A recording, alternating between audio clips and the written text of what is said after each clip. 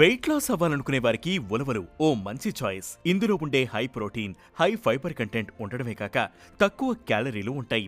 100 గ్రాముల సర్వింగ్లో 321 క్యాలరీలు మాత్రమే ఉంటాయి. ఇక ప్రోటీన్ 22 గ్రాములు, ఫైబర్ సుమారు 8 గ్రాములు ఉంటుంది. సో వెయిట్ మేనేజ్మెంట్ కు ఇదో మంచి చాయిస్. ఇక ఈ ఉలవలు గ్లూకోజ్ రిలీజ్ ను స్లో చేసి ఇన్సులిన్ రెసిస్టెన్స్ ను తగ్గిస్తాయి. ఫలితంగా బ్లడ్ షుగర్ లెవెల్స్ కంట్రోల్లో ఉంటాయి. కాబట్టి డయాబెటీస్ తో బాధపడే వారికి కూడా ఈ ఉలవలు ఎంతో మేలు చేస్తాయి. ఇక ఉలవలు తింటే డైజెషన్ కూడా ఇంప్రూవ్ అవుతుంది. ఉలవలు శరీరంలోని మలినాలను కూడా తొలగిస్తాయి.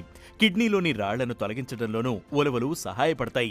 రోగ నిరోధక శక్తి పెంచడంలో, చెడు కొలెస్ట్రాల్ తగ్గించి గుండె ఆరోగ్యాన్ని మెరుగుపరచడంలో, ఇన్ఫ్లమేషన్, జాయింట్ పెయిన్స్ తగ్గించడంలోనూ ఉలవలు ఎంతో ఉపయోగపడతాయి. ఉలవలలో ఐరన్ కంటెంట్ కూడా అధికంగా ఉంటుంది. దీనివల్ల ఐరన్ డెఫిషియన్సీ తగ్గి హిమోగ్లోబిన్ లెవెల్స్ మెరుగవుతాయి.